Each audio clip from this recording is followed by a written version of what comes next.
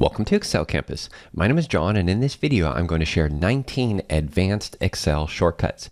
So some of these you might have seen or heard of before, but I think these are great shortcuts that you might not use every day, but can definitely save you time. Now, all of these shortcuts will work for the Windows desktop version of Excel, and will list the Mac equivalents wherever possible. I will also make the file I'm using available for free download, and I'll put a link to that in the description below this video. So the first shortcut is for filtering pivot tables. This is a great little shortcut. So we have a pivot table here, and let's say we want to filter out this item, this pivot item. We can just select that cell, hit Control minus.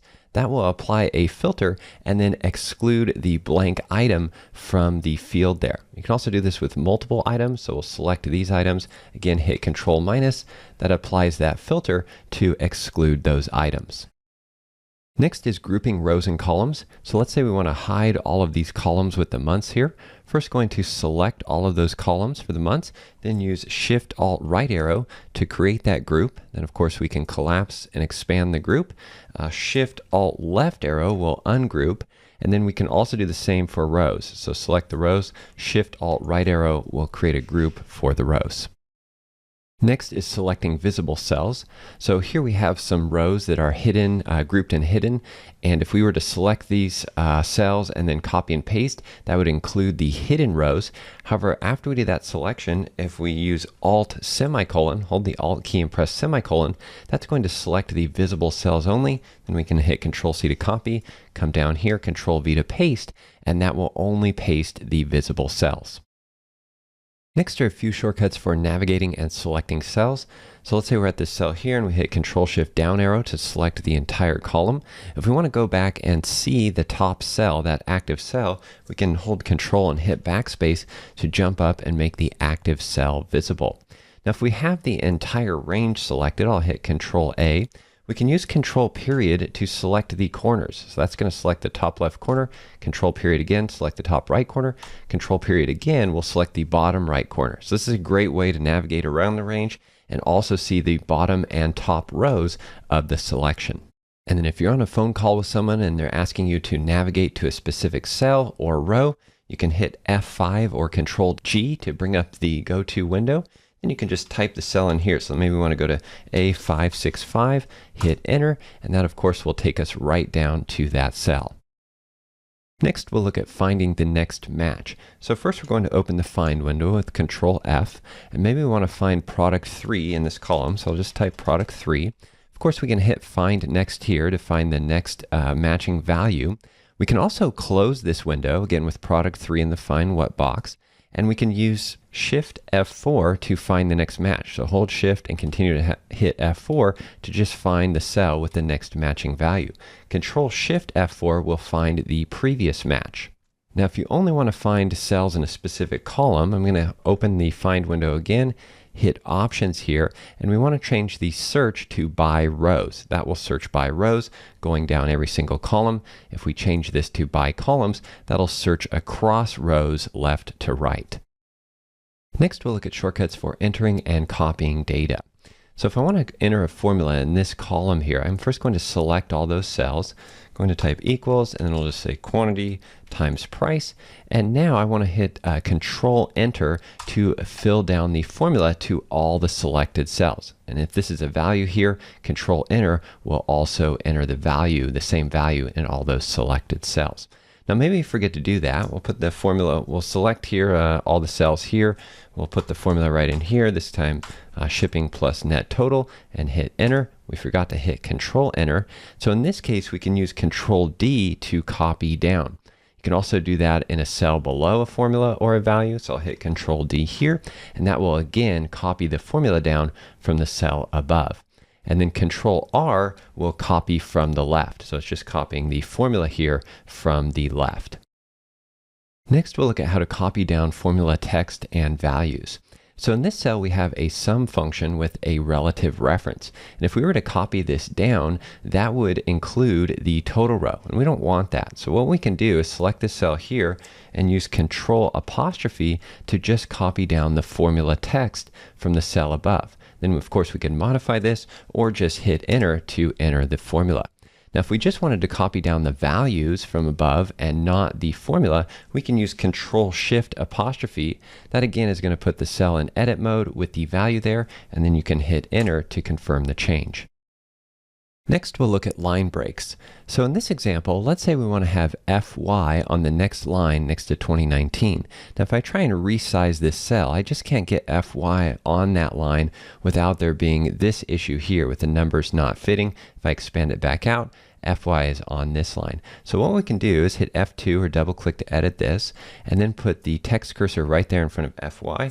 Then hold down the Alt key and hit enter, and that will add a line break. Of course, you can continue to do this in a cell to enter multiple line breaks or multiple paragraphs in a cell, but now if we hit enter, that line break will stay there even as we resize the cell. So we'll always have that line break there, and this formatting will stay. Next, we'll look at modifying cell styles. So this cell has a style applied to it. If I hit Alt-apostrophe, that'll bring up the style window to modify the style. Then of course we can just go change its style, change it to something different, hit OK, and that will modify all the cells that that style is applied to. Next, we'll look at selecting cells with differences. So in this column here, I have a formula. However, some of these cells in the column have a different formula and some just contain values. So in order to select those cells, we're first going to select all the cells in the column, then use the keyboard shortcut Control-Shift-. That will select all the cells with differences from what was the original active cell here. And then of course we can go apply some kind of fill color to highlight those. And the keyboard shortcut to select row differences is Control-. Next, we'll look at selecting precedents and dependents. And this is great when you're doing any type of formula auditing or modifying formulas and you want to see the potential impact that that could have. So this cell here just contains a simple formula that multiplies these two cells together. If we wanted to select those cells, we can first select this cell, then use Control open bracket, and that will select the direct precedence of that cell.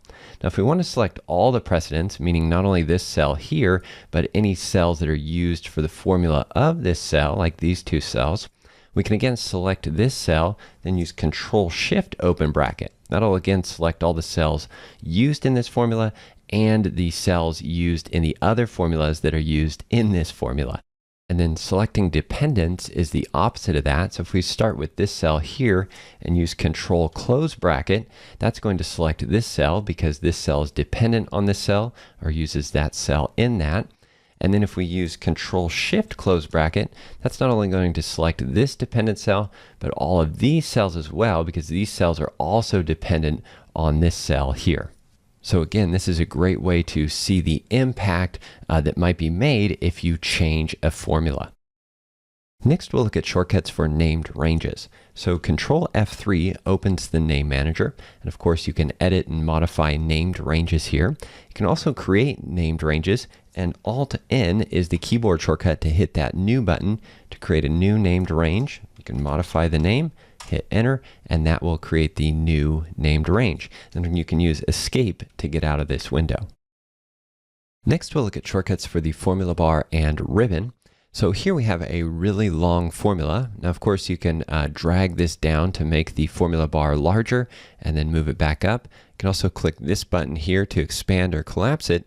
The keyboard shortcut for that is Control-Shift-U. So Control-Shift-U will expand the formula bar. Hitting Control-Shift-U again will collapse it. Now, if you want to create more space for your spreadsheet, you can also use Control-F1 to hide the ribbon. And then Control-F1 again will bring it back. Next is resizing columns. So the first thing I'm going to do if I want to resize or auto-fit this column is select the column. You can use Control Space for that. Make sure the entire column is selected. Then the keyboard shortcut is Alt-HOI. That's going to auto-fit the column width based on the selection. And one place this comes in very handy is when you're using Excel tables and maybe changing or rearranging the order of the columns. Now we need to auto fit again. I'm going to hit Control A first and then hit Control A one more time to select all of the cells, including the header row, then Alt-HOI to auto fit all the columns in the table. And finally, we'll look at the selection pane. Alt F10 is the shortcut to open and close the selection pane. And of course, the selection pane contains a list of all the shapes on the sheet, including slicers and charts. Here you can hide and unhide these shapes. You can also rename them and then change the order to either bring them in front or behind other shapes. And this is a great window to have open when you're creating dashboards or working with any kinds of sheets that contain reports and multiple shapes. So that's 19 advanced Excel shortcuts. Hopefully you learned a few new ones here. Of course, feel free to share this with your coworkers and friends that might also benefit from some of these time-saving techniques. Thanks again for watching, and I'll see you in the next video.